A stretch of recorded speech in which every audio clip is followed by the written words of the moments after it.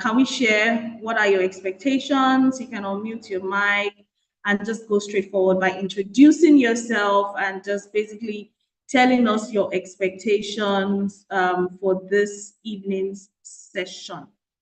So my name is Eniola Peters, and I'm the founder of the Weekend community. And this night, as this month is for us at Weekend, we are focusing on being the confident woman. And why did I decide to choose the theme being a confident woman? Well, first things first, I attended the Confident Lab by my amazing Morenikeji last month. And while I was sitting down there, she made so much sense. And I'm like, a lot of women are not confident.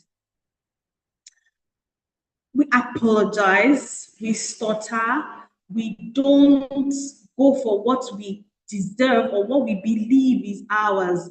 Why? Because we are not confident enough to go for it. Now, she made a lot of sense. Like there was a time she mentioned, oh, you go on stage and you're saying, sorry, please excuse me. Sorry, pardon my look. Sorry, my voice is thin. Don't mind my voice. Sorry, my leg is shaking. Sorry, I was coughing earlier. Why are you apologizing for yourself? That's already just, and since that day, every conversation and everywhere I go, I always notice people that are not confident. Right? Can you see where you're caused? And then I thought, why not have it, as we can, let's discuss it.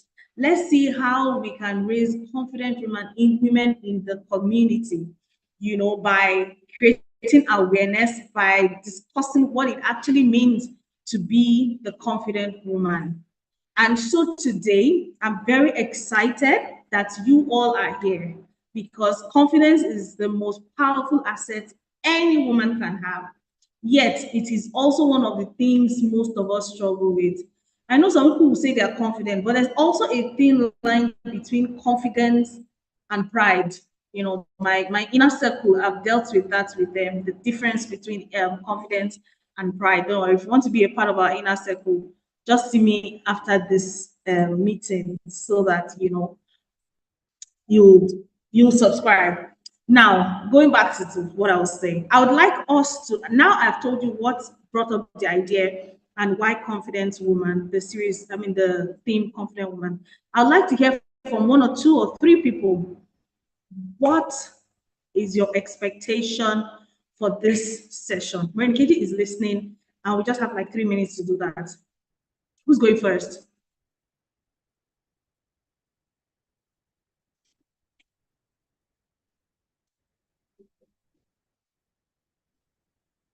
You can unmute your mic and just speak. Thank you, Tabitha. Hi, good evening. Good evening. Yes, thank you so much. So yeah, I was at the same meeting, the Confidence Lab, and honestly, like you said, she made a lot of sense. And sometimes you may feel like you know it all, unless you hear someone that knows it better speak about it. So yes, when I saw her post this, I was like, please, can I join? So I'm here to I want to be able to confidently pull myself out there without stuttering, without apologizing. The last time I remember I was supposed to introduce myself, when I finished everything so beautifully, I ended it with so, and she had to correct that. So, so to be put myself in platforms where I can really grow in my confidence and stand in any room without shaking, owning my worth as is written on the flyer. So yes. Absolutely. I love that. Thank you so much, Tabitha, and you're welcome. You're welcome. Thank you so much. Morenikeji has stuff for us this night. She has given me a glimpse, and I'm like, hey, okay, so who's going next? Who's going next?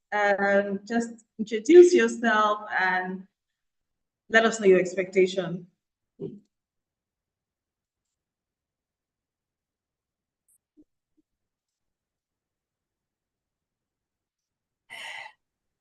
Good evening. Good evening, everyone. Good evening, Eniola. Can you hear me, please? Am I audible? Claire's eyes. All right, thank you. So, well, okay, I am supposed to introduce myself. My name is Dominica Akiemi. I would be very glad to listen to everything Morenike has to offer tonight, because sincerely, I might sound confident, but most times I'm usually shy in terms of meetings where I have to speak, except I'm in a place where I feel I'm comfortable with people, but speaking in large congregations and stuff like that. So I would really love to hear and glean from her wealth of wisdom in terms of confidence. And thank you for that introduction. I hope the things you learned at the confidence lab will also be highlighted here as well, so that we end up becoming more confident at the end of the meeting. Thank you so much. So those are my expectations. All Yes. right. Thank you, Dominica. Thank you. Trust me, you're going to get much more, because she's coming full force. She has our time today.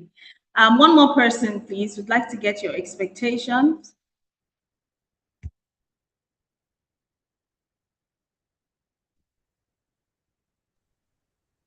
Hello, good evening. Hi, good evening. Can you hear me? Good evening. My name is Yes. Oluchi Ojakomo. Honestly, I just came across this um event like few minutes ago.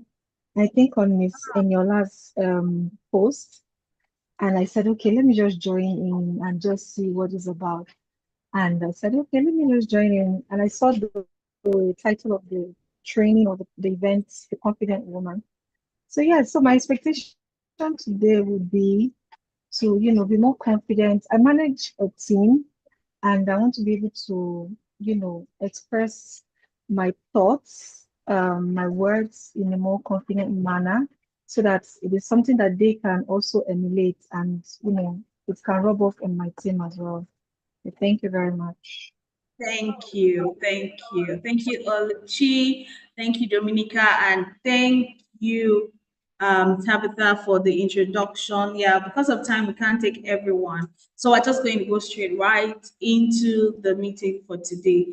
Like I was talking about confidence, for many women, for many of us, confidence feels like something that is reserved for some people, for the men, for those that, we see some ladies outside, they look so confident, like the way they walk, the way they talk, and you're like, who is this person now? Well, it's not for me, it's for them. No, confidence is for all of us. It's for all of us. So don't say to yourself, by the time we are done with this session tonight, the goal is that you would look at yourself, you would look at your life and tell yourself, I am a confident woman. And just like my faith would permit, I would, of course, I am me. The Bible says that He has not given us the spirit of fear, but of love, power, and of a sound mind, which means He has given us the spirit of confidence instead of fear. Fear is the opposite. So by the end of this night, the prayer is that we are not afraid. We step into our God assigned purpose for our lives, and we become confident women. And on that note, I'd like to introduce Mrs. Morenikeji Olonilua as our confidence coach for this night. That's what she does. That's what I gave her the name, the confident coach. Don't mind her, but that's what she does. She is a confidence coach. So, Mrs. Morenikeji, please let's welcome her. Let's drop emojis. Let's welcome, so that she can be encouraged to teach us well. Over to Thank you. you so much, Ma. Thank you so much, Mama. Okay. I'm very delighted to be here. I want to say a very big thank you to Miss Eniola Peters. She's my mentor, and I want to say a very, very big thank you for believing in me, believing in all that God has put inside of me, and the push and the opportunity to do this. This is one of the things that I believe God has equipped me for. He has not equipped each and every one of us just for the sake of it or just for us to feel good about what we have. It's usually for a purpose, it's usually for people. And in my journey, I've come to terms with the fact that I've been designed to help women birth purpose. And while that is a very big statement, It's important that we all know our niche. So I know my niche. My niche is to help women come out of that box in their mind that you can say timid, you can say fear, you can say uncertainty. And those are the little foxes that hinders many people from attaining the pinnacle of what God has called them to be. For some people, it's career. For some people, it's business. For some people, it's motherhood. For some people, it's so our assignments are in layers. Our assignments are different. But ultimately, there is a goal why God has designed every one of us. And confidence, which is my own niche, is an important tool that every one of us must deploy at major points in time in our life if you really want to attain great success. And I believe great success is not the money, it's not fame, it's the actual fulfillment of what is written concerning you. And this now makes it a personal thought. So each and every one of us, I want to believe, have gotten to that point or approaching that point where we understand our purpose. So I'm just going to ask us, use an emoji to respond. If you are on the journey to finding your purpose, you can do the thumbs up. If you have found it, use the love emoji. Let's do that quickly. Let me see where we're at. If you have found your purpose, use the love emoji. If you're on your journey to figuring that out, use the thumbs up. Okay. Gloria, I see you. I'd like to see more. We're about 10. Tabitha, I see you. I see you. Okay, Dominica, thank you for that feedback. Okay, awesome. All right. Once again, we're welcome. So we'll get straight into it. Confidence. What is confidence? I bet you none of us in this room is finding about this word for the first time. Confidence is a word that you have heard from perhaps when you were young. Even now, this community is women in career network. So I believe it's women who are going through the ranks, rising through the ranks, building something, whether business or you're pursuing a career, you have a career path that you are towing. So confidence is a word that you have come in contact with at many points in time, in meetings, in workplace, in conversation with colleagues. So I will not even bore us with defining confidence, but I will start with highlighting a perspective of our confidence that you perhaps have not taken our time to understand. Now, confidence is an action word. The dictionary defines confidence as a feeling of certainty, a feeling of trust. And what that tells me immediately from my experience is that confidence is an ongoing experience that happens to you every day. There's no day that you wake up and your emotion is kept at home and you're outside. When you wake up, your emotions is awakened inside of you. It means that the battle for confidence or fear, everyone deals with it on a daily basis. So that confidence, when you choose confidence, it means you are actively choosing it as you go. And when you choose otherwise, it's as you go. So I want us to begin to see confidence as a doing word. We need to shift from the idea of I dress up, I enter a room, then you want to wear the coat of confidence. No, it doesn't work that way. Confidence is in your every single day decision. Confidence is in your posture. Confidence is in the words that you speak. Confidence is in your eating. Confidence is in your sleeping. I dare say there's a way somebody you will sleep and you know, this person is the owner of this house. And there's a way somebody will lie down and you know, this person is squatting here. So you see that confidence reflects in every single thing that we do. And interestingly, the way God has designed life, I feel like life has goggle. Life is like an eye. It's always looking out for those that are confident and those that are not. I remember having conversation with my mom a few days ago, and for some reason I said, I'm realizing that life like to test you. Sometimes it bullies you. It wants to see what you anchor on. What exactly is, does this person actually believe what they say they are doing or believe in what you're doing?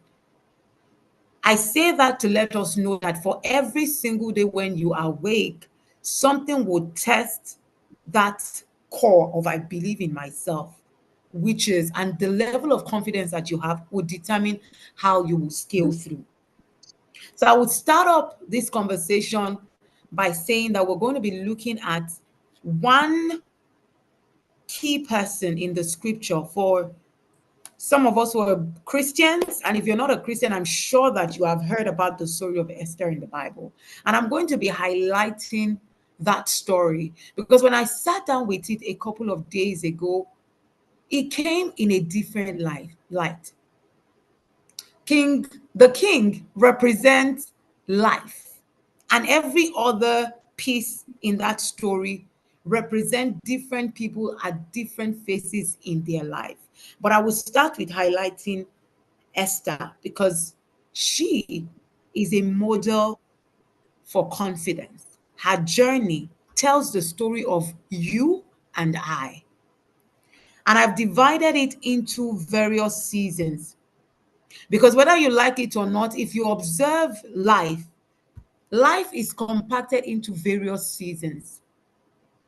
Each and every one of us pass through a gateway to enter a new season part time.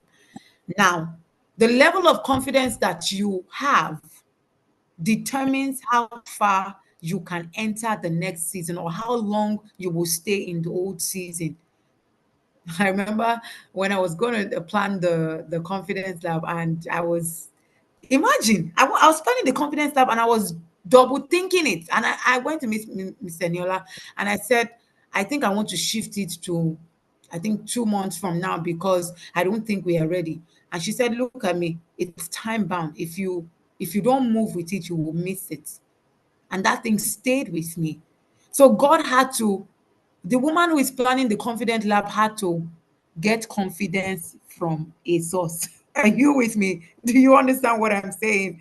So I will not sit down before you this morning and tell you I'm a confident woman. The truth is, I am on a journey. Confidence itself is a journey. So, and it's a battle that you must fight every day of your life, critically when you're entering seasons of your life. I'll go straight into the seasons that I have divided this story into. And you might ask me, why Esther, ordinary girl from Shusha, like the Bible described her? Now, many people have looked at this story as a fairy tale, beautiful girl from nowhere, uh, becomes the queen, beauty queen. Now she rules the world. A girl finds her prince. That story is bigger than that. Esther moved from the back room. Esther faced the highest competition in that day. So for you and me, it can be the boardroom. It can be your business circle. You're not the only one who is making beautiful and very crunchy plantain chips. You're not the only one who can help people publish books. You're not the only one who can host events just like me. That's my career path. One of the things that I do. I have a lot of people in that field. And just like Esther, she had to compete in that space for the crown. I don't know what the crown represents for you. I don't know what the palace represents for you, but you need to begin to look at your daily life as a journey to somewhere. And that somewhere I would say is the purpose, because God had a purpose why Esther had to be in that palace. And in the later part of that story, we found out that purpose. The children of Israel, the Jews in that land, were going to be exterminated. And if Esther had not been in that position at that time, if she had not worked with God at that time, perhaps we will not even hear of the children of Israel many, many years later. So for you, the end goal, why you need confidence in your journey, is very critical if you're going to really get to where God desires and has designed you for. So Esther's journey maps out what every woman, you and I, what we're going through right now: the uncertainty, the quiet building, the sudden test, and the moment of appearing. If you're still with me, let me see you give me an emoji. As much as possible, I don't want us to lecture. I don't want it to feel like a lecture. So I just want to see emoji if you're following me. Thank you very much. Thank you very much. All right. So there are 4 seasons that I have mapped out from that story that is applicable to you and I. And for that 4 seasons, there are templates that God has designed to help your confidence. Again, like I said, you are the one who will do the work of the confidence. However, God, in His mercy, in His kindness, has designed structures that if you're able to identify them, they will boost your confidence, especially at critical times when you need it. You can think of the chain makers in the Bible, the Joshua, the Moses. If you look at their story, at the David, at every point in time, God had to look. He told Joshua, He said, be courageous. That's your Joshua, the man who told the sun to stand still. God had to tell him, look, you've got to be courageous. That's God reminding him, you need confidence. Your journey is far. Moses, who was trained in the palace, I mean, he was trained as a prince.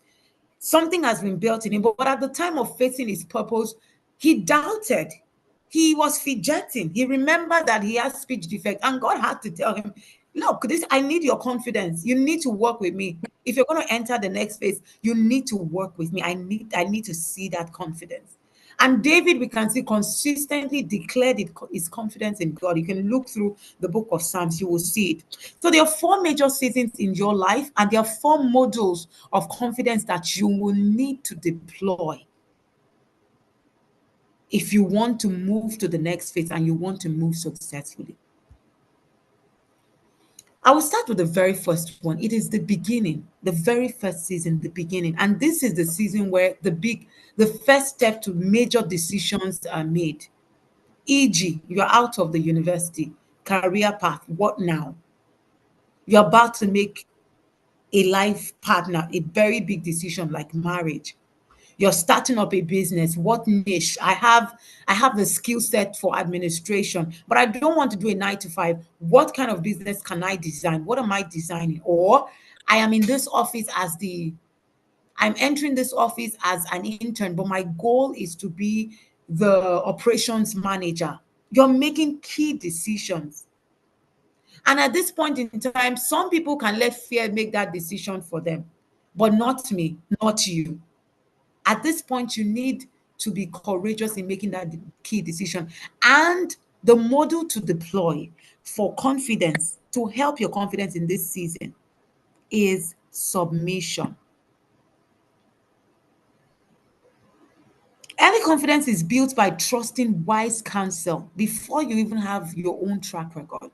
And submission to what? Submission to a mentor, a coach, someone who has gone ahead of you, as someone who has been in the room that you are planning to go, someone who has seen the light at the end of the tunnel you're about to enter, or even someone in the middle, but a trusted hand. I'll link it back to Esther. She was steered towards the crown. It took a Mordecai to tell her, look, you are going to enter this competition because this is the goal. However, even when she got into the space, Esther submitted to Agai, the eunuch. I was a little bit curious to see why Esther did not take anything except for what Agai has given her when she was going to appear before the king. But I don't want to run ahead of myself. The Bible says that she took nothing into that king's chamber except what Agai recommended. That is mentorship. That is submission to mentorship. So if you are someone who, I'm a confident person, there's a thin line between I'm a confident person and I know it all. That know it all part is your step down the hill of not being confident. It ends up in fear and in despair. So in this season where you're making major decisions in your life, the module to employ to help your confidence is submission. Now, submission to mentorship. And I'm saying the model to employ for confidence because confidence is inside of you. Remember that we are made in the image and in the likeness of God. And if you know your God well, it's the God that says, I am that I am. It takes someone who is confident to say that. You know. So if you're made in his image, that means that confidence is not something you're looking for. So I need us to stop, you're not looking for it's inside of you. You just need to set up systems and structures that would empower you whenever you need it, you will fuel it again. Remember, I said at the beginning that confidence is your day-to-day living. You will fuel it again. You will fuel it again. I said life is like a bully, it will test you. On those days, you need to find your confidence again because it's inside of you. There is no coach that will open you up and say, oh, yeah, take confidence. It doesn't work that way. It is already inside of you. My goal is to help you set up systems and structure that the days when you feel like, I'm not enough, you know the button to press and you are back on track. So, season one, the beginning of every and anybody, any woman's major step into major career path, major decision. You're pivoting from one career to the other. You're starting a business. You are redesigning your business. There's always a beginning for every phase of your life. Is submission to mentorship. I'll go on to the next one. So then again, pause and reflect. Whose counsel are you submitting to at the start of this season? A mentor's correction, a coach's wardrobe note, an editor's red line help you to build early confidence, and it grows fastest in the hands of someone who already knows the room that you're about to walk in. So pause and reflect to yourself, whose mentorship am I submitted to? What am I submitted to? For some people, it might not be a somebody they interact with on a day-to-day. They have people that they listen to, ebooks, you know, just blueprints of people who have gone ahead of you in the journey you're about to. Now, there's a season two of every woman get to experience. This is the season when the ground feels stable. This is the season when you have entered. This is the season where you have made that decision and you're on your way in that space. Maybe you have gotten the job and then your goal is, I'm just going to work my way up. I'm going to be diligent. I'm going to show up. I'm going to take courses. This is the season where the ground feels stable. This is the season where you have stepped in. The competition, you have scaled. Mind you, life is in circle. These 4 seasons will always recircle until we die. It always recircles. It always recircles. So at every point in time, everyone will get to face this over and over again until your time and purpose is done. This season two is the season of ease. For many people, you might have found yourself here. The marriage is working now. The children are here. For those who are in the phase of motherhood, the career is booming. The business is opening up. People are patronizing. People want your service. What module do you need to fuel your competence at this level? It is knowledge. How knowledgeable are you in the field that you are? It takes more knowledge to be grounded in your industry, to be relevant. Whether you're doing career or business, at this point, you have moved out of survival mode. You are about to build because you know where you are going and you have put your first foot inside. So it demands active knowledge. When people enter rooms, I believe one of the reasons why you cannot express yourself expressly is because how knowledgeable are you about the subject matter to start with? And I'm not even saying, what's the word now? I'm saying deep rooted knowledge. If your director walks into the office and says, Mojola, meet me in the office, and Mojola is one of the interns, and then he says, Mojola, we're thinking about this module. We want to, redirect our strategy in this way. What are your thoughts on the matter? If Mojola had not done her own work and her thinking is, oh, I'm just an intern here. I don't need to I don't need to acquire as much knowledge about the field. I don't need to know much. Mojola gets into that room. Mojola will stutter. What would you say? You cannot speak expressly because you don't know what to say. So there is knowledge gap, and it impacts how our speech band flows. It impacts how your posture, I've learned your lips can lie, but your facial expressions cannot lie. Your body will betray you. When you don't know something and is thrown at you, your body will be the first person to reflect that red flag, we don't know it. But you might want to quickly comport yourself. But for someone who is intelligent and who is ahead of you, they can see it. And that's why when people get into the room, the interviewers will tell you, experienced interviewers will tell you, I already know who will get the job and I know who will not get the job, because they can smell it they can see it. So knowledge is very key. And when people say things like, oh, women need to get involved in strategic positions, women need to be, brought into the space, women need to, I agree with them. But I say that as women, we need to get more knowledge. And I was looking at myself recently. I have two children, a 6-year-old and a 4-year-old. And I have an event that I'm preparing for in the coming week. And this is really this client of mine, they are a bit extra. The emails that we have exchanged, the Google meetings that we have done for this 2-day event, I have been stretched. And I found myself so tired. And I asked myself, oh my God, doing this alongside children. So I'm imagining a mom who is working a 9 to 5. It's easy to fall into that place of complacency and you just go by the day. We're going to the office next. Okay, let's just go. What's my task? So you will find out that if you're not careful as a woman, you won't have that window where you are intentionally developing your knowledge bank.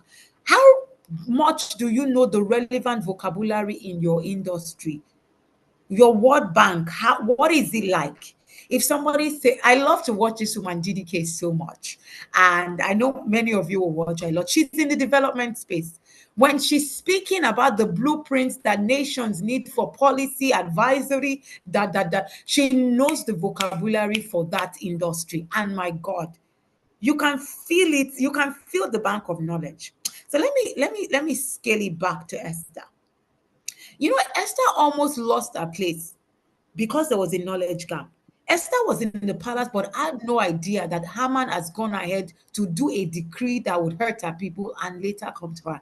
It took Mordecai at the point where he was wailing at the gate, and then the maids, she sent somebody to ask, oh, what is wrong with Mordecai? Somebody should go, and then Mordecai told her that, girl, you are in the palace and this has come out of the palace. Do you see what knowledge gap can do to us? It can make you unstable. So it's important that you build on knowledge.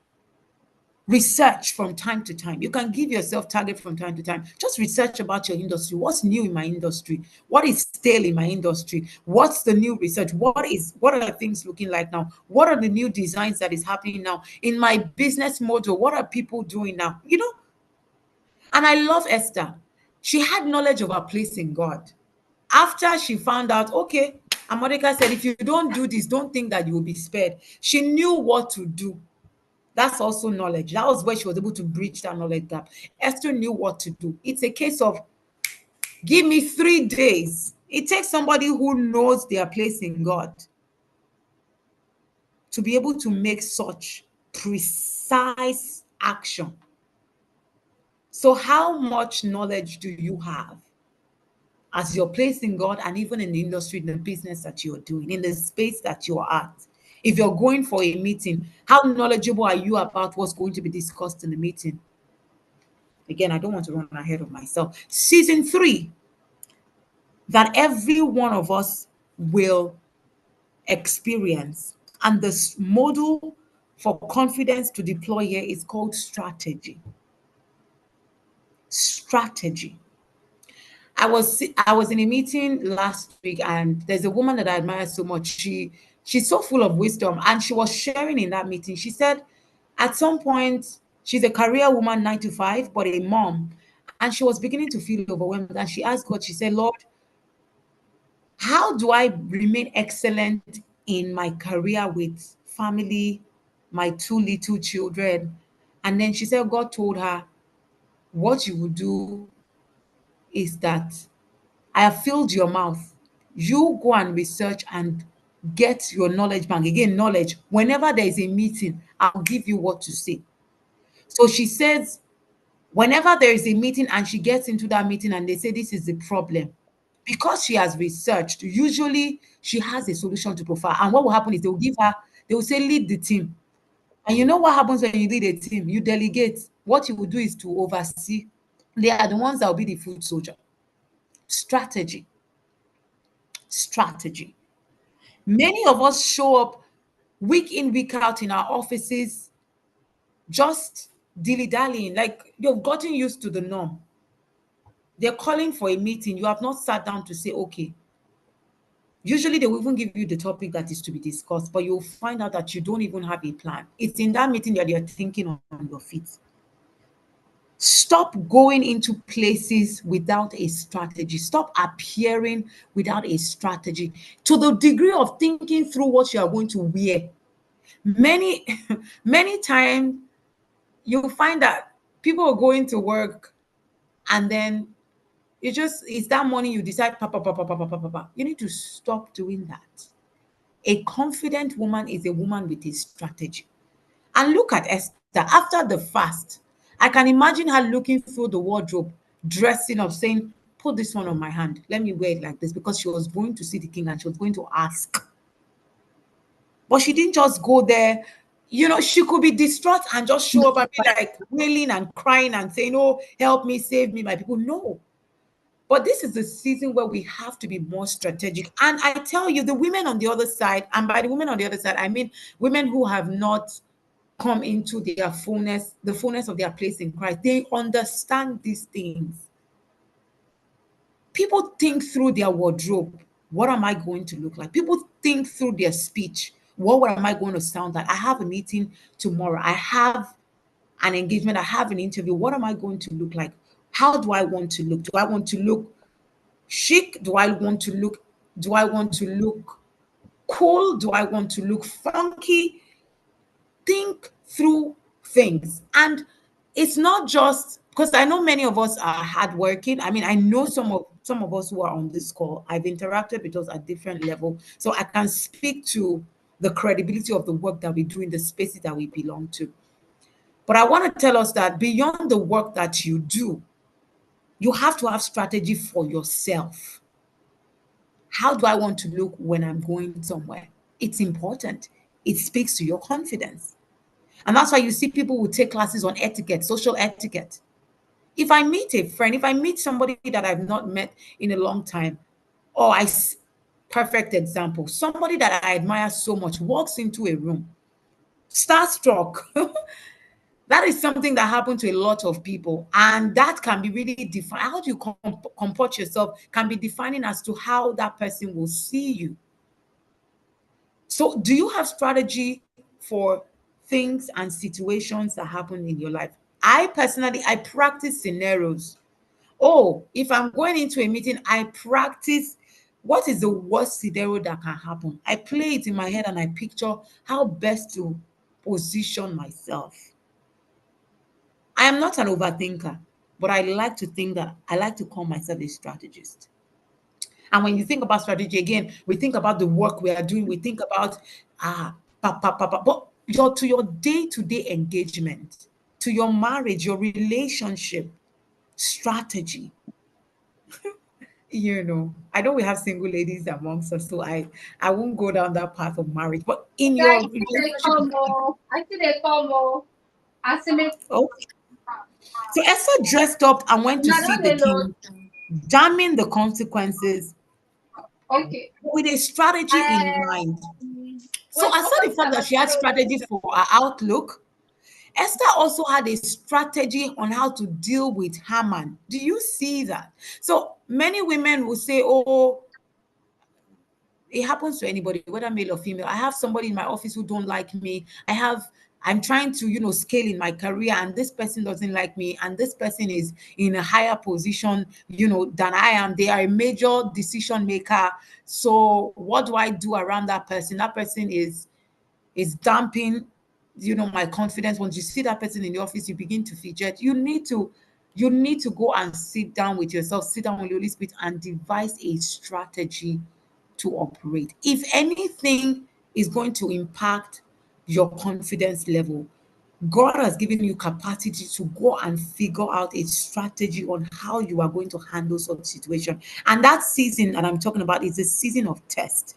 And the irony is that nobody knows their day of test. So as a confident person, or someone who is on their journey to confidence, strategy is one of the things that you need to deploy. Oh my God, our time is really running. No one knows the day of test, so you need to prepare for every day. I want to encourage every woman on this call. It is time, be intentional about every blessed day of your life. Treat every day like this is the day. I believe when the scripture says this is the day that the Lord has made, it sounds like somebody who is aware that today is not just an ordinary day. Come on, let's go. It's a day for strategy. So strategy is not something you summon in the moment of crisis. It's a habit.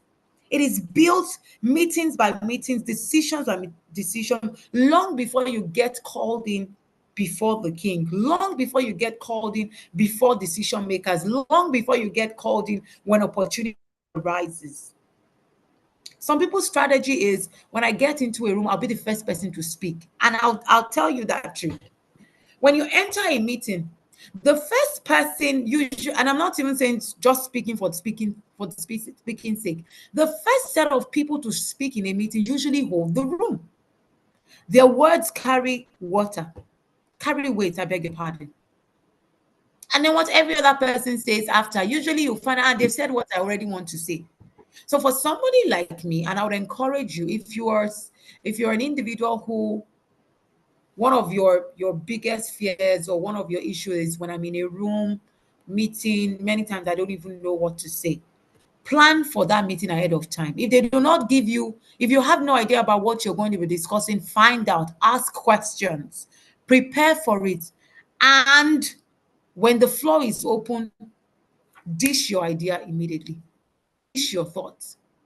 You will end up being a thought leader in that room. As against, first of all, you want everybody to speak, and then for some of us, they will even nudge you. Don't you have anything to say? And then you go, they have said everything that I want to say. That's not how to present yourself as a confident person. And if you keep doing that, the room will move on without you. The final season that I have here is the season of appearing. And this is the season that many of us are shooting for. We're waiting for that big day. We're waiting for that big moment. And I'm beginning to realize that this season of appearing is in phases. It will happen for this season.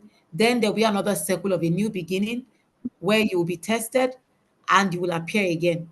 I've seen it in my life. And if you sit down with yourself, you will notice that there have been seasons where you do. There's a season of appearing, rest, celebrate. Then God calls you into another one, another beginning. So it's a circle of life.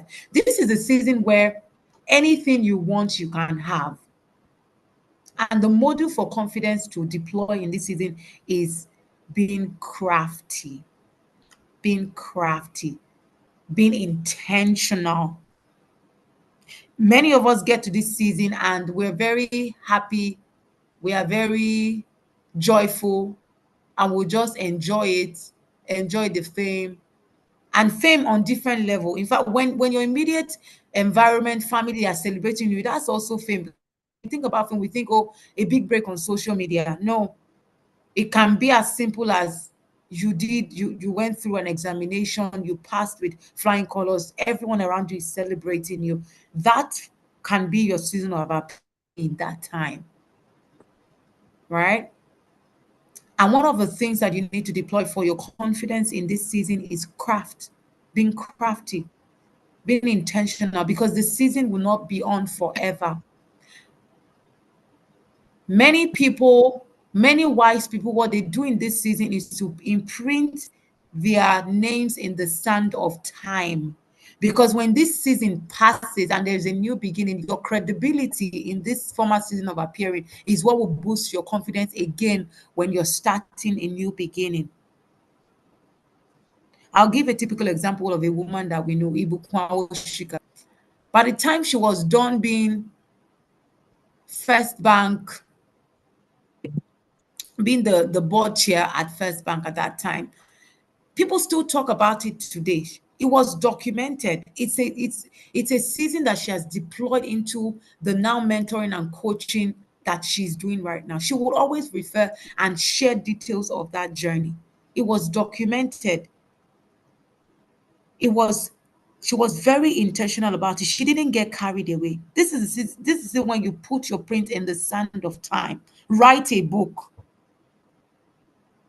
where you use it to do something that outlives you. Mentor other people, pour into other people, document the process, open doors behind you.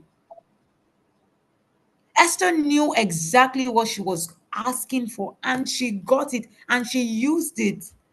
She wrote letters. It was very recently I found out that she herself wrote a decree and had it signed. And you can see that a day was pushed aside to celebrate her. But again, Esther's season passed. But because it was documented, she put her name in the sand of time. We will still always talk about Esther. I know that there's still a holiday in Israel that they still celebrate because of this, the Feast of Esther. So the model for confidence in this season is to be crafty, intentional. Sit down with yourself and say, what do I do with this? Now, if you observe, you will see that for every time you need to pull up confidence is an action, is in the doing. And I need us to understand that it's not a it's not, like I said in the beginning, it's not something you pull out of somewhere. It's in the action, it's in the movement. So confidence is an action word.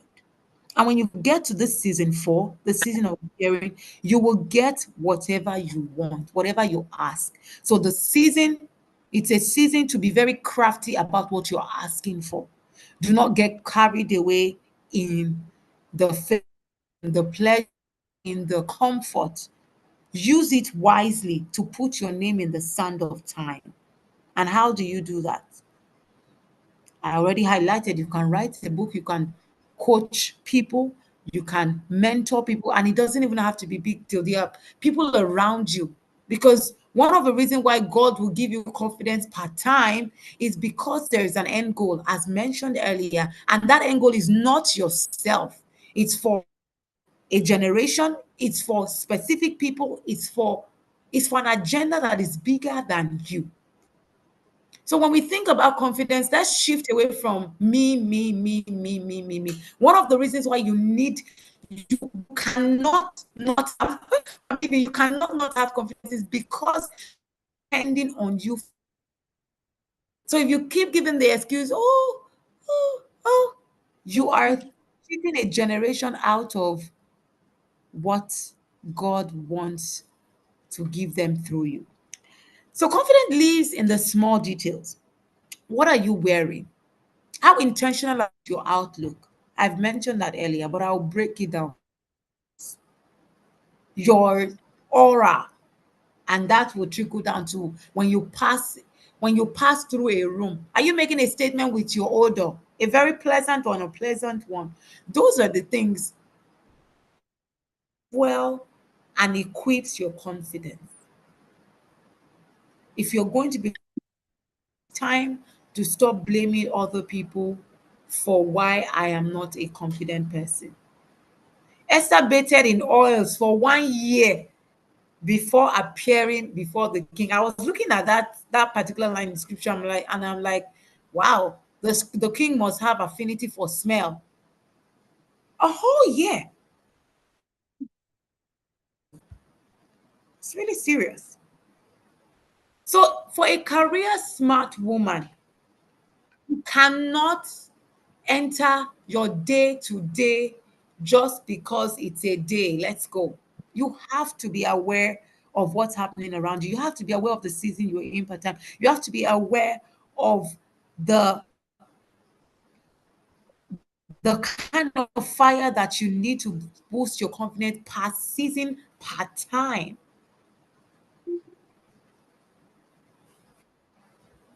right? So in your day to day, how are you practicing confidence? Confidence is practicing in your hygiene. Hygiene is not vanity, it is strategy. Do we understand? It is strategy. When you look at, I know a company where they have their staff strength is 90% women. And I saw the interview where I won't mention the name of the company. With the CEO was being interviewed, and they asked him, "Oh, why do you have women mostly in your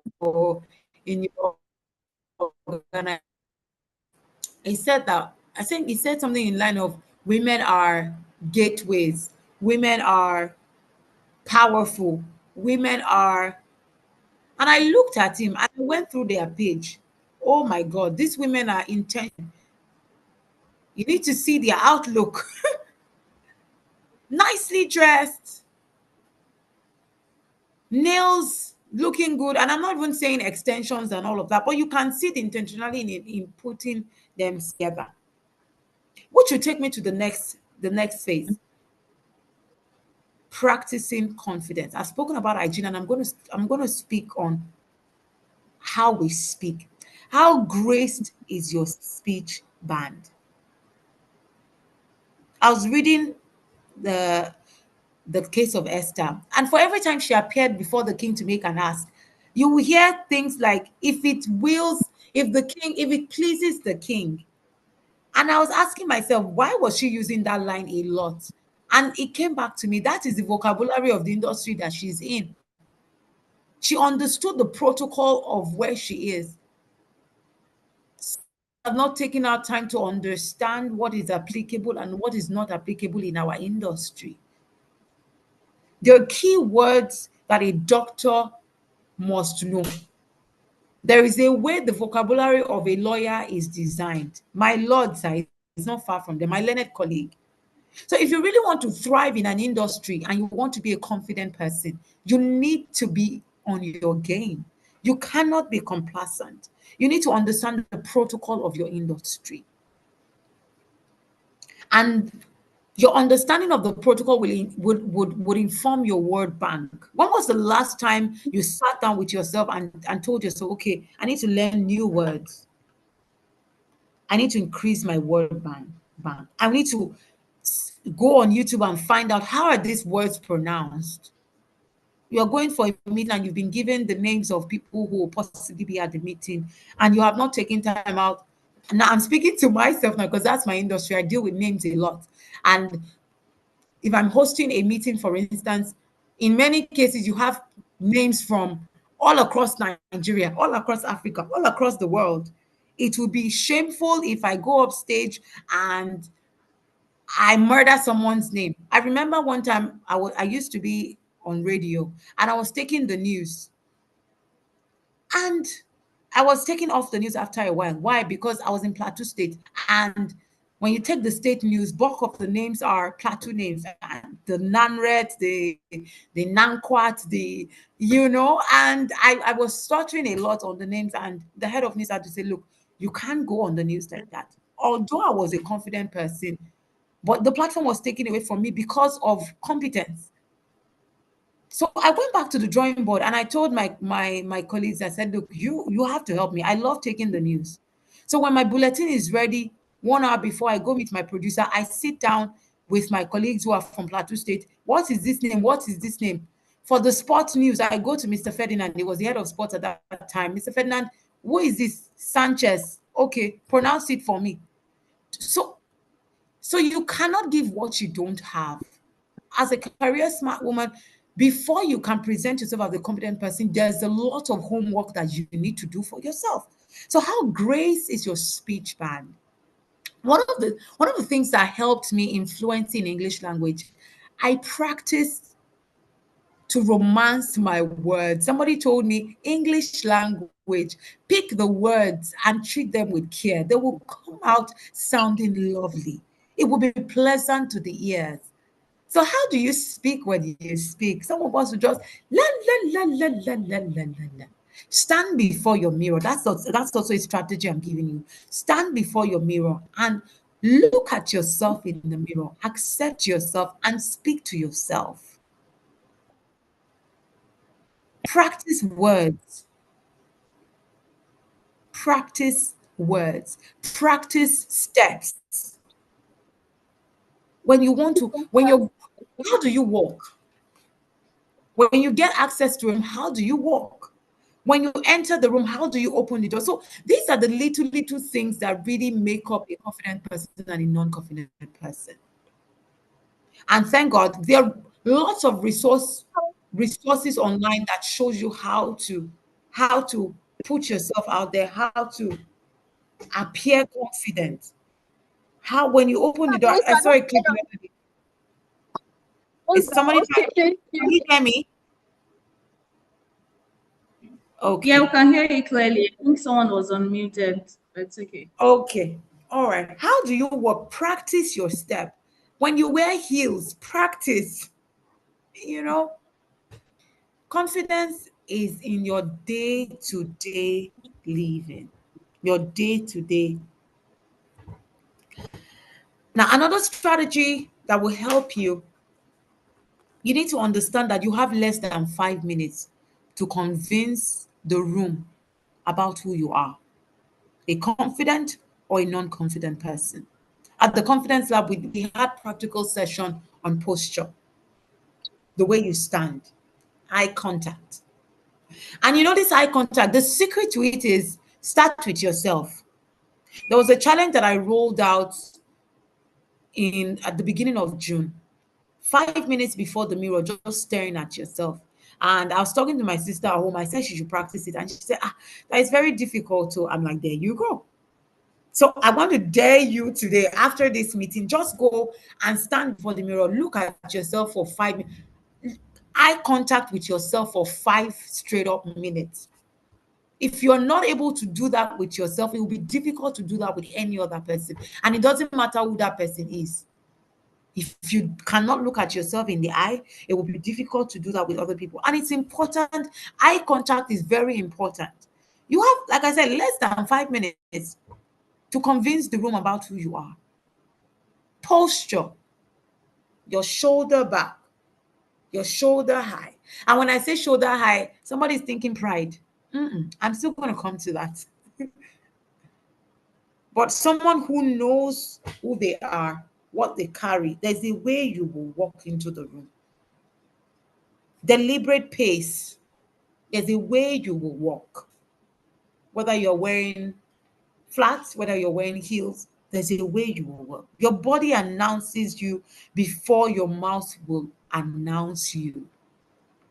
Your body, your body language, it precedes you. So if you have never taken time to pay attention to your body language, it is time to go and sit down and look at yourself. Spend time with yourself. One of the things that women do not do frequently is spending time with themselves. Sit down in front of the mirror, look at yourself. Dress up in front of the mirror. Forget about every other person. Forget about the room for a minute and just see what fits, what does not fit. Is my body changing? Do I need to? Very recently, well, it could go 10, maybe a decade or two decades ago, research started to spring up about how clothes for different body sizes and then the kind of dresses a body size can wear. Then they said some body is pear, some is apple, some is, I don't know how, I don't remember, but those are the few that I can remember. The kind of jeans you can wear, the kind of jeans that you cannot wear. Spend time as a career smart woman, find time to spend time with yourself, to understand your makeup. When I use makeup, when I don't use makeup, which suits me more? Because everybody is wearing makeup does not mean some people are at their best in terms of facial feature when they're not wearing makeup. And these things go a long way. Spend time to understand yourself. Am I somebody who smile a lot, or I just, when people, I feel very overwhelmed after spending long time in a meeting, greeting people? Spend time to know yourself. And I dare say it's important to know that you yourself, you evolve as a person. So you cannot say, oh, I know myself and full stop, bam. You have to review season in, season out. A confident woman is a woman who is very intentional. Season in, season out, audit yourself. We did something at the confidence lab. We had an audit, a confidence audit, a paper, a book, a design, a manual that was designed to really, it will help you to look at yourself. Just take a pause when you have a break one day. Just sit down with yourself. Understand presence. Understand presence. Understand presence. The power of presence. When you enter a room, start with your friends. Start with your small community. That's where you can practice. They can tell you what your presence feel like. Some people will enter a space and they bring chaos. They're just and everybody's like, this one has come again. And then before you know it, you begin to blame people and say, oh, they don't like me. In my office, they don't like me. And that's why I don't talk in meetings. Because if I talk now, no. So your journey to confidence starts when you take full responsibility for yourself. I've stopped blaming people for, or situations for whatever happens. I just, like, I was listening to Pastor Dolapo this morning, and he says, he always say that I'm not a victim in any story. And for anyone who wants to be confident, that is the mindset to go with. So even when life throws jabs at you, you sit down the situation and be like, okay, what's in it for me here? That's the mindset of a confident person. So your confidence code, season by season. I did 4 seasons. The season of beginning, the season of ease, the season of test, and the season of appearing. And your confidence code for this season, number 1 is submission. Submission to mentorship, wise counsel. Number 2, for your season of ease, the confidence code is knowledge. For the season of test, your confidence code is strategy. And for the season of appearing, your confidence code is craft. You utilize everything in that season to make sure that you imprint your foot in the sand of time. What are you doing in your season of appearing? Your business is booming now. Start to share your journey through that season. Let other people glean from you. Don't get carried away in that you're making sales and you're not releasing anything, you're not deploying anything, because that season will pass. And what you do with that season determines how confident you are ready for the next season. Now, the thin line between confidence and pride. In the story of Esther, 2 people were highlighted that depicted pride. Number 1, we already know, is Vashti. Vashti seemed to me like a very confident one. It takes confidence for the king to call you and you say you are not going. That's another level of confidence. Oh my God. She must have believed so much in her relationship with the king that she's like, damn the consequence. And that for me is what you can say. The moment you forget who and how you got to where you are, pride is knocking on your door. So the moment you begin to realize that you are at the center of everything and nobody else, you don't deem anybody else as important, pride is setting in.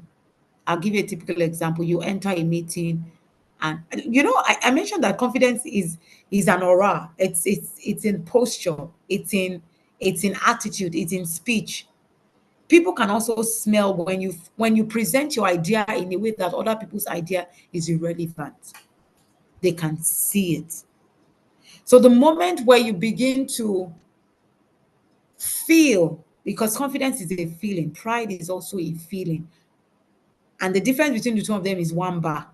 So the moment your mind shifts from, I'm better than every other person in this room, you're becoming full of pride. And you know what the Bible says about pride? It goes before a fall. You have signed yourself up to exit the room. And that's what happened to Vashti. She forgot that she's only a queen because there is a king who put a crown on her head. That you are relevant in that office space because that office does exist at that time. You're relevant in that business because the people, your customers, are patronizing you. So nobody is really an island if you look at it. You are a part of a system. And the moment you highlight yourself above that system, that is pride. For a career smart woman, you must always remember, I'm relevant in this industry, I'm relevant in this season, I'm relevant in this space because people need what I carry. Because these colleagues that I'm working with, we're working towards one goal, to move this company forward. A confident career smart woman must know that she's not above the system. She's part of a system. And the moment she unplugs herself from the system and begin to see herself as one thing that is above the system will push you out. God will walk you out. Look at Haman. He confidently went to the king when the king was asking him, what do we do to somebody who has done well for the king and has not, and has not been celebrated? He highlighted the person should wear the king's ring, the person should wear, and that's because he has been desiring to want to be above the system. He's obviously was aiming for the position of the king. The things he requested were things that would make the king a king. Unfortunately for him, it wasn't even designed for him. It was Mordecai that the king was referring to. So life will test you to know if you're a confident person or you are somebody who is filled with pride. And you want to be careful when you get to that junction. You want to be careful when you get to that junction. For some of you, it might be a promotion.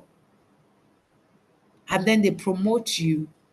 And then all of a sudden, nobody else can speak in the room anymore because you're now the Oga Madam. You must understand that confidence is it's in your ability to allow other people, other opinions. I'm talking about in our career path now. You can accommodate it, you can allow it. I imagine Esther, a healthy relationship with the staff that was working with her maids. She could tell them, oh, go and check on Mordecai for me. They came back, gave her a report. She could ask them, oh, fast with me.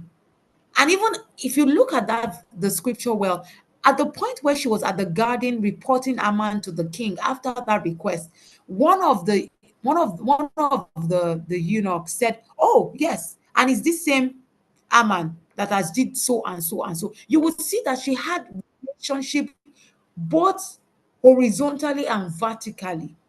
So a confident woman is not somebody who isolates herself because she's better than any other person. She's able to keep healthy relationship across board, both people that are lower than you, both people that are higher than you. So if you cross the thin line and move to pride, one of the ways you will know that it is pride and not confidence is that you will begin to look down on people that are beneath you. And that is not a confident, that's not the template of a confident woman. A confident woman, a confident career smart woman can relate respectively with people who are answerable to her, with people who she's answerable to. And you must deploy that as a career smart woman. Now, Here are extra bits that you can do for yourself. Have affirmations. If you have gotten to that point where you understand your purpose, look for affirmation that speak to that purpose and speak it to yourself every day. Because every day you will need confidence, so and it's in your day-to-day engagement. There is power in the tongue. The Bible says that life and death lies on your tongue. Even when the world was going to be created, God spoke a word. So why would you think that you would enter your day without speaking a word into it, and you want to say you're a confident person? No. You will create your day. You will speak into your engagement. You will speak into your season. Get an affirmation. Write it down by the Spirit. Look for scriptures that speaks to your journey. I have one.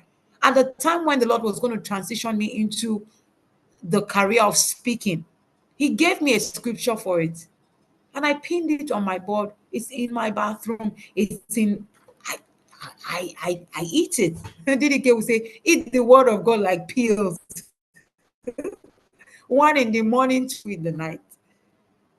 And people on the other side, they know this. Spiritual people, whether as Christians or as non-Christians, they understand the power of word. Many of us have watched African movie. Let me even bring it down. We have watched African movie, and when they are showing us a scene of a woman who is trying to take charge of something, whether her home or an office or something, and she goes to a baba or a deity, they tell them you will say this. And they do it. If you're going to blow the powder, you will first say zoo, zoo, zoo, zoo, zoo, zoo, zoo, zoo. There is power in the word. A confident woman must understand that there is power in what she speaks over herself. So I need you to stop saying, oh, I'm not a confident person. Oh, I'm shy. You're speaking it over your life. I know what to say. Oh, he has given me a mouth and a wisdom that even the naysayer cannot gainsay. Speak over your life. Speak over your head. Speak over your season. Speak over your day. That's how to move with confidence. That is how to deploy confidence. Use the power of speaking. So design affirmations, and if possible, every day or when necessary, when you feel like your belly is failing you, speak it, digest it, know it. You hear me say, Lord, the Lord is my light and my salvation. I will not be afraid. Oh, yes. Because when I'm not confident, it's fear. But I have a scripture that I use to remind myself that I will not be afraid. I will not be afraid. So a confident person is a confident career smart woman is a woman who is very intentional, a woman who understands time and season, a woman who knows what model, what confidence code to deploy per season, a woman who understands that her everyday living surmounts all sums up to her confidence and her confidence level. A woman who understands her confidence in the journey, so she's not hard on herself. If she ever goes into a meeting and she did not deliver as much as she had desired to, she knows that she's going back to the drawing board. She will not beat herself up too hard. She will go back to the drawing board, sit down with herself, and review. Another thing that a confident woman must do is to audit. If you can audit your day, go through your day. What could I have done better today? Who could I have spoken to better today? What words did I use today that I should have not? These are the things that you practice, and you will realize 1 month, 2 months, 3 months down the line that, oh, I'm changing. As I wrap up my thoughts, I want you to know that you were never just waiting in the back room. Whatever season that you're in, that in all of the 4 seasons that we have highlighted so far, you're not just there just for the sake of it. Build the model your season is asking for. Deploy the code of confidence that your season. And confidence is not a personality trait that you were either born with or born without. Because some of us will say, this person is very outspoken, though. they born this person with this gift. No. The Bible says that God has not given you the spirit of fear. That you, is me.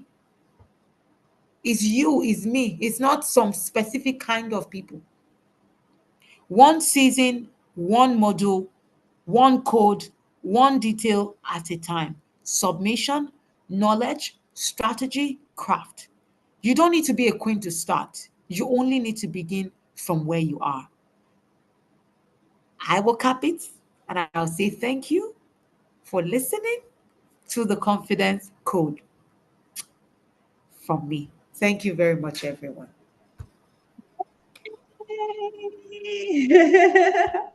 Thank you so much, Morenikeji. That was full. That was a full session. Please, ladies, if you enjoyed the session, can you just drop your emojis, react. Let's hear you. Let's hear you. Let's see you. Let's read from you. That was an amazing, 1 hour ish. Thank you so much, the confidence coach. I mean, you broke it down literally. And like I said, you are the confidence coach. You're really good at this thing.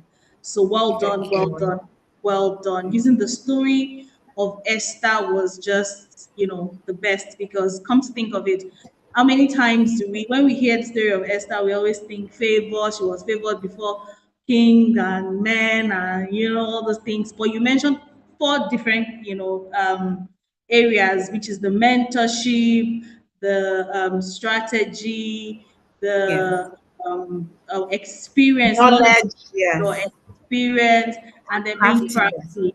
I mean, that yes. breakdown was just mind blowing because Esther had a mentor which boosted her confidence. Like, imagine that situation where your mentor has told you, go for it, and then you went for it. Like, I get backing. When we say those things, like I get backing, that's simply what it means. And then, the knowledge in the field, just reminded while you were talking, I remember a time that I met someone and the person looked so intelligent.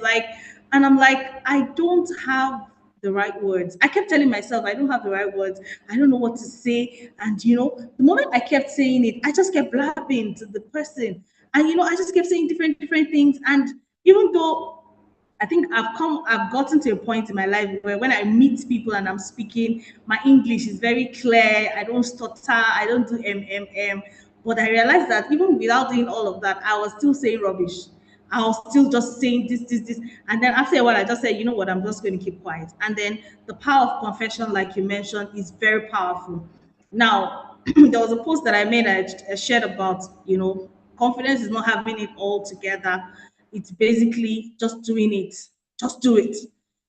Just do it. Like, I mean, if you okay, Dominica and I used to act in school, and Dominica was the English student, and you can't speak bad English around Dominica. She'll just tell you, Eniola, that's wrong, and I'm like, please leave me alone. Let me speak my wrong English.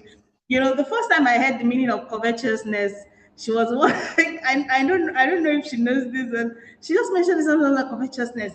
I'm like, there's a word like that. That's so big. Like covetousness. She's English like that.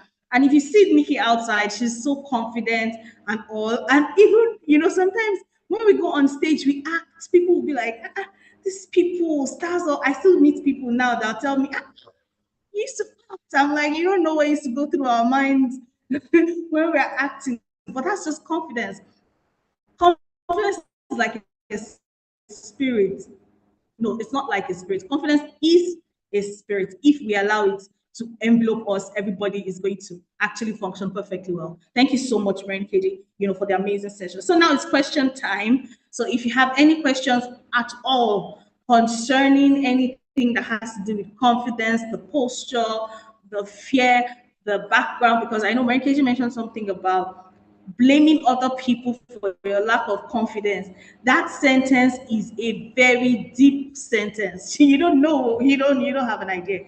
A lot of people blame, a lot of us, we blame we blame our lack of confidence on our background, on our parents, on how we grew up, or whatever, whatever. They didn't take that confidence away. Yes, their actions might have affected our responses or how we are right now, but the confidence is still inside of you, just like you said. The confidence is still inside of you. So if you have any questions, please drop it in the message. Let's ask our facilitator any question. I'm checking YouTube.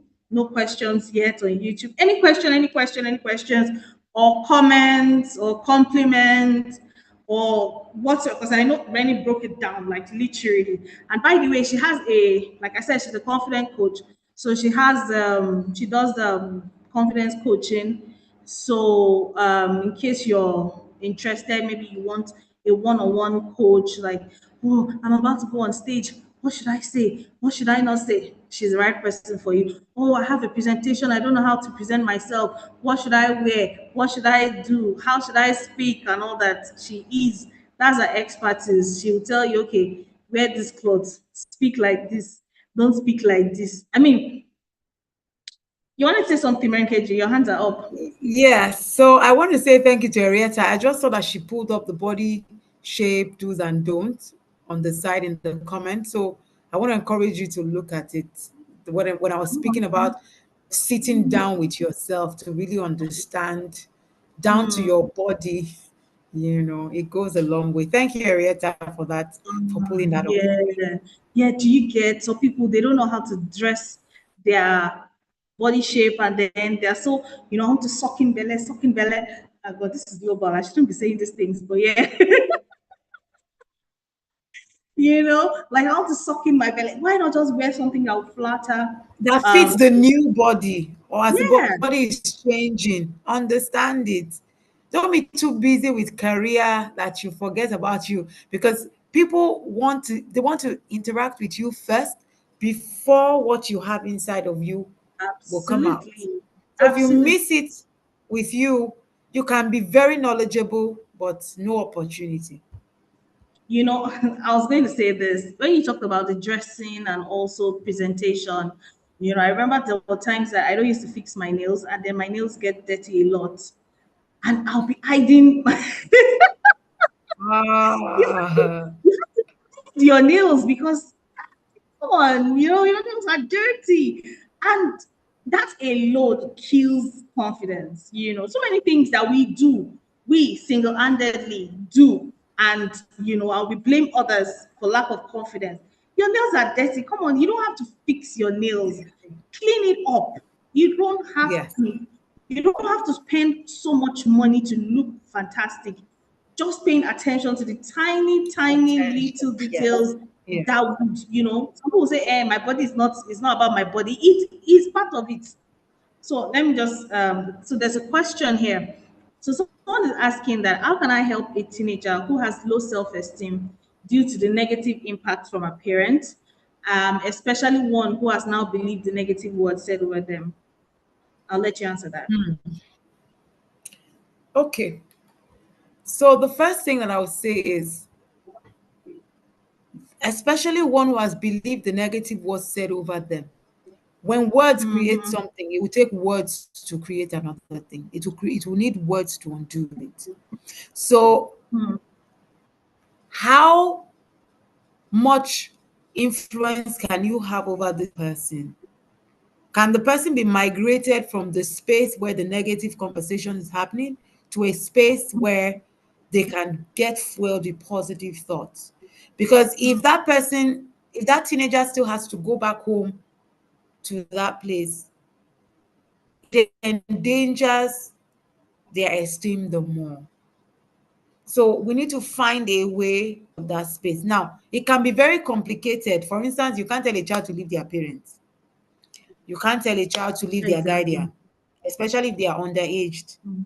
But what you can do is to provide them with resource material that has the right words that they need. This teenager has been starved with the word that they need to build them up. All they've heard is words that pull them down. It can be books. Encourage them to read books.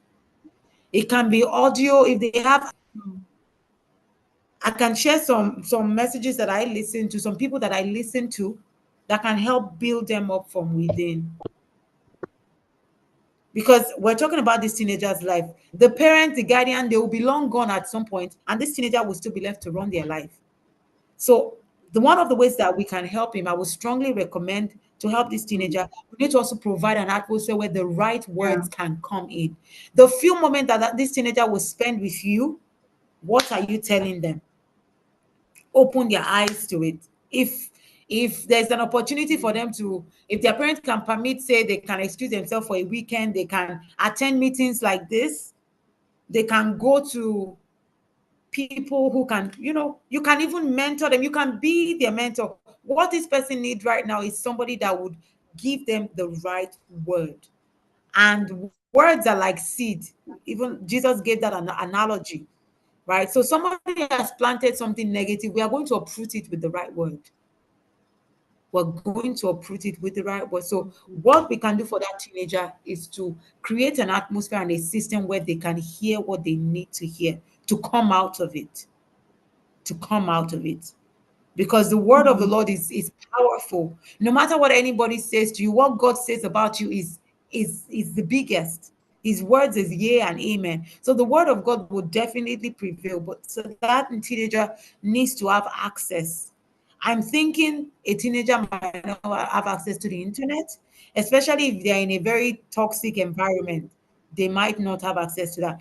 Get them books, share WhatsApp messages, speak over their life. You can randomly send this person voice notes on WhatsApp to say, look, you have all it takes inside of you. God is your light and salvation. Share them scriptures, let them sit down with it, and let this teenager know very early enough, my darling, you are the architect of your life. It Of course, I'm very sorry that you found yourself in this situation, but in the long run, you are the only one that can help yourself outside this. But I'm here to hold your hand, and this is how we're going to do it. You can recommend to them, study this book within 1 week. Just give them resource, but let them digest words. There's so much power in what they are hearing, and that's why the negativity is big. So if they can get into a space where positivity can get in, good will always outweigh the bad. There's an adage in I'm Yoruba. There's an adage that says, Tiroba lologun odun, ojo kan oto atele. All the negativity that they are hearing is all lies from the pit of hell. It's just unfortunate that it's coming through the people that God has Yeah. entrusted this person into. But we can also stand in the gap. You can stand in the gap for this person by supplying them with the right words, with the right words, with the right words. And if you want to be strategic about it, ask the Holy Spirit to give you strategy. One word can be what this person needs to run with for 1 year. In another season, it could be another word, because that's how God operates. One word can be the booster that awakes something inside this little person. So yes, I would say putting that person in the right environment. And that brings me to say that community is very vital when you are building your confidence. Oh, community is very important. The people that you have surrounded yourself with, aside from who is mentoring you, the people that are your safe space, the people you communicate with. Because I was creating content for the week yesterday, and I'm digging from a book that I'm reading for the second time, The Confident Woman by Joss Mayer. I recommend it for anyone. If you have not read it, please go and read it. And I'm on the fourth chapter that says the seventh secret of a confident woman. And she has said love, the power of love. A confident woman is someone who knows that she's loved. There's love at home. There's love in your community.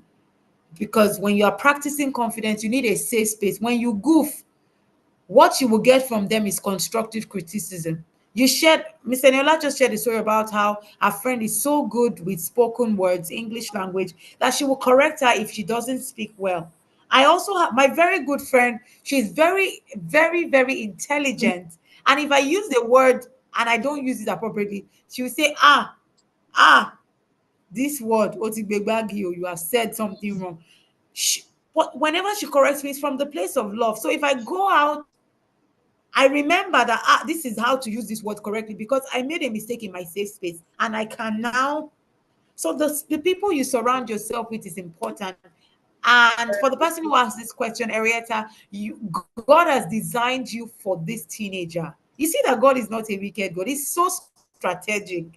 So while somebody has people at home who is not giving them the right word that they need, God designed somebody else, connects them with that person and say, okay, you are the one who's going to, somebody has failed, you will fill that gap for me. Yeah. So one of the things that God will do for you when He's helping you to build your confidence is to give you a community. And that's what He did for Esther. An orphan girl, but there was Mordecai. When she got into the palace, it was a new space entirely because Mordecai could not be with her inside the palace. God raised a guy. So God raises people part time that needs in this confidence journey, community and people matter. So I hope that I've answered that question. Thank you very much. Thank you so much, Morenikeji. Thank you so much. Because of time, please, the next set of questions, let's make it brief.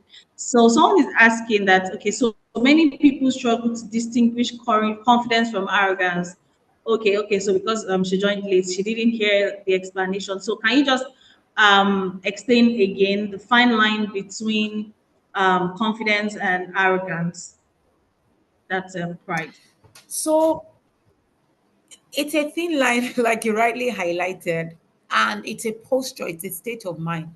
I said that the moment that you begin to, the moment when nobody else seem in your eyes, nobody else seem to be at your level, or it is only the people who are higher than you that you feel like are the people you can listen to or give your ears to, there is a problem. Pride is sinking in. So while a confident, career smart woman is in a room, she can relate with people horizontally and vertically. I can talk to my peers with treat them with respect. I can talk to them boldly. I can also speak with the people that are above me with the same level of confidence, with the same level of respect. My eyes, I don't see myself above the other person or somebody else in the room. And I highlighted that confidence and pride, they are both auras. You step into a room, your eyes can show, the Bible describes it as an haughty look. Your eyes looks at other people and it feels like they are very small. It's different from you enter a room. I'm happy to be here and we're all going to make a mark in this room. That's a confident person. You're not intimidated. In fact, you are scouting to see how can all of us, we, pride is very me-centered. Confidence, you understand that your assignment and your purpose in that room is to serve. Service. I think that let me just cap it that way. That posture of service is what distinguishes a confident person from a prideful person. A prideful person is enters into a space and it's about them. They make it about them. When you go into meetings and it's about you, oh, what do you think about this strategy? I think that if I am able to lead the team, do it like this, your boss knows that. But a confident person knows that I can work with people. Me and my team and I. So it's a posture. It's a posture, is a state of mind that differentiates between arrogance, pride, and confidence. And like I said, your body does not lie. When you enter a room and you are full of pride, your body will show it, your face will show it, people will smell it, they will see it. And at the same time, if you enter with confidence, people can see it. What did Jesus say? Whoever wants to lead must be ready to serve. So it would take only someone who is prideful to feel insecure about service. But a confident person, I can serve you tea, oh, you are my colleague. It doesn't take anything from me. If we still enter the, the matter, I will still deliver. That's confidence. But pride begins to be like, how dare you? So pride seems to serve Thank you. Yeah. you. Confidence serves a purpose. Confidence serves the people. Confidence serves an agenda, and usually it's beyond one person. It goes beyond you. I hope I've answered that Thank question. you. Thank you so much. Thank you. I hope you've gotten the answer. Somebody else has a question. Said, how does a person overcome performance anxiety in interviews or camera settings? Straight on. Practice, practice, practice, practice. You have an interview, sit down with yourself, draft out your line of thoughts, sit before a mirror, or if you're lucky to get somebody who would sit down and watch you, and practice. Rehearsal. Rehearsal. That word rehearsal, we've given it to artists, we've given it to singers, we've given it to you as a career smart woman. Rehearsal should be in your strategy as you advance in your career. True. Rehearse.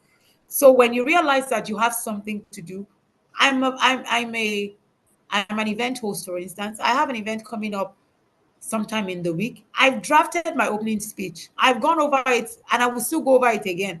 I stand before the mirror. I walk in and I'm like, good morning, everyone. Da. I notice what. So when you see people who speak fluently, it's it's not because they're perfect. It's not because there's something upon their head that is making them to speak fluently like that. They have practiced, they have done their homework. Mhm. So please draft out your speech, rehearse, practice, create the worst scenario, and practice how you would counter it. Another thing you can do for yourself, your phone camera would not lie. Everybody has a phone. Now record yourself. Recording yourself helps you to see what your body is doing beyond what your lips is saying. And when you go for interviews, people are looking at your body, but body language, because your body language can tell if you know the answer or you are trying to scratch your head to find it.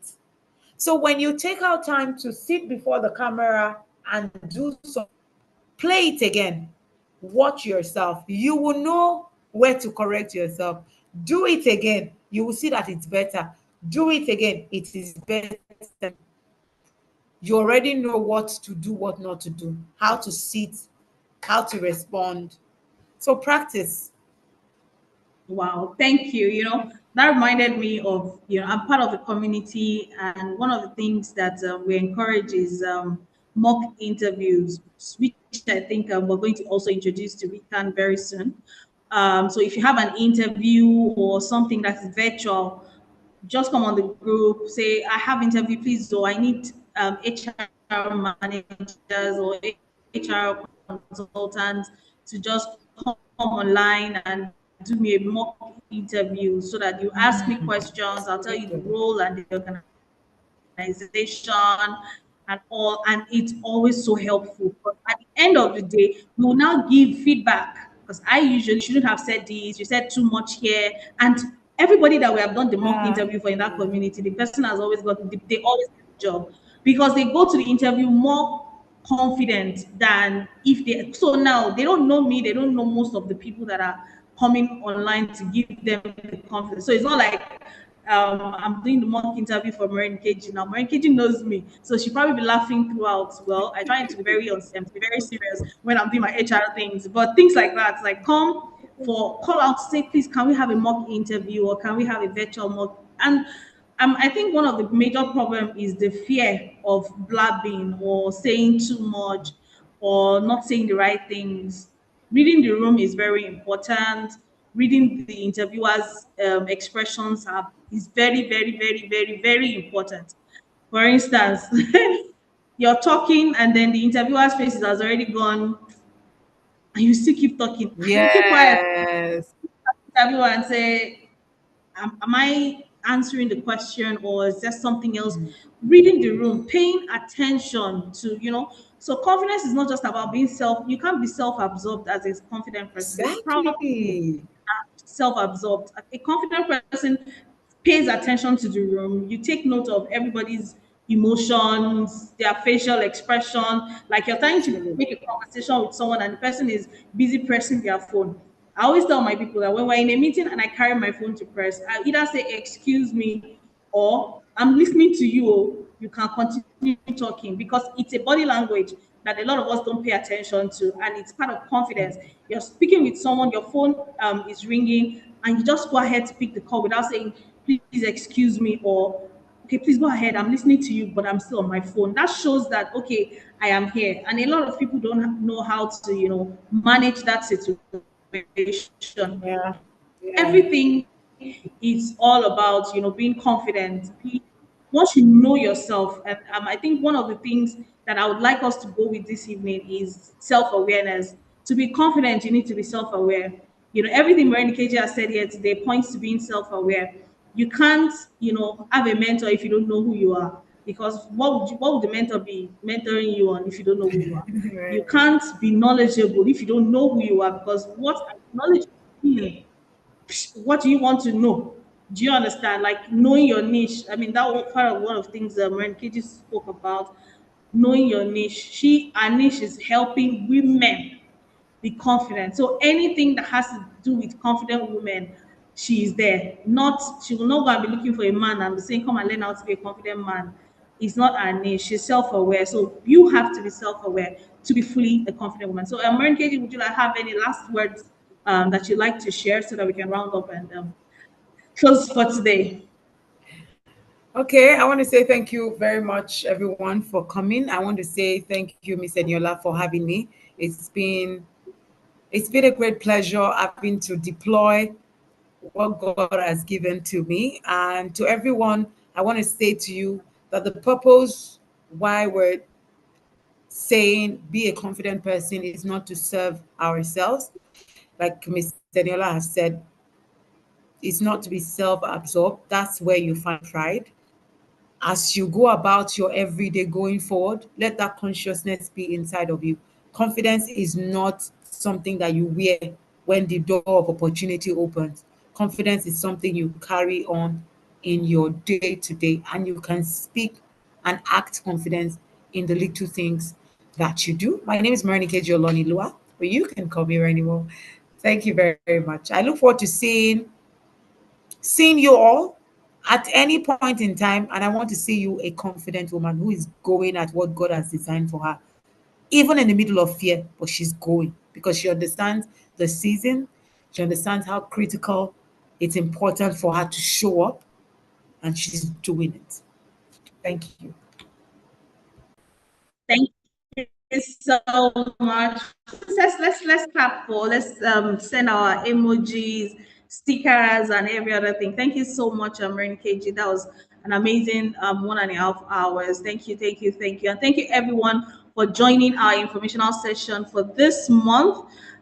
We see again next month. We don't know what's going to happen next month. I have a strong feeling the speaker for next month's informational session is on this call today. And she knows herself. Thank you, everyone. And we will continue our conversation on the community WhatsApp group. So have a beautiful evening. You can unmute and just say something nice,